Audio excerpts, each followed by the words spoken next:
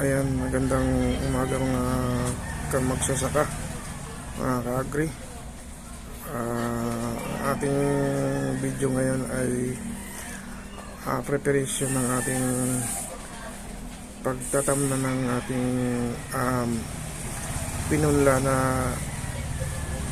pitsay, kasi may mga bakante pa dyan sa ating pinagtatamnan.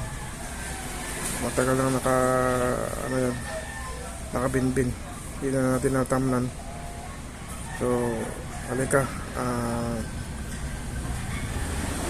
video tayo habang piniprepare natin yung ating pagtatamnan. So ayan yung ating mga pinatubong pitsay. Medyo malaki-laki na. To, 2 araw na ito. Ayan. Ito yung ating paglalagyan dyan, mga bakante yan sa taas, mga nakabinbin yan. Dito naman sa baba may mga tanim yan na mustasa. Ayan.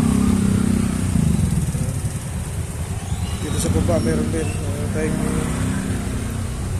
tayong oregano, meron tayong luya, meron pa tayo dito kung sibuyas, tanglad. Dito sa kabila meron tayong kaunti, ganon din kamatis, tsaka yung munting malunggay, meron tayong papaya.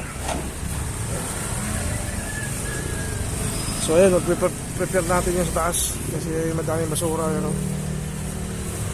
mga puno kasi dito, uhulog ng mga dahon, may mga tumubo na pansit-pansita na yan.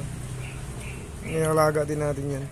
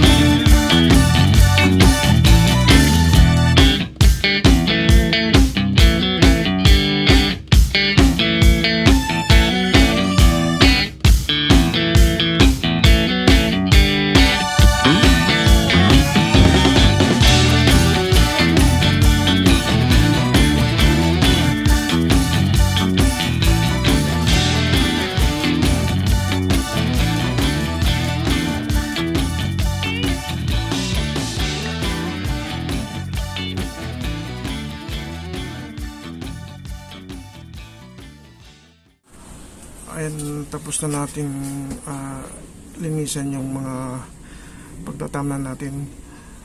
So naman natin gagawin ay liligan natin kasi yung tuyong na yun, para pagka ilipat na natin hindi na tayo masyadong nahirapan kasi ang tigas ng lupa. So diligan natin.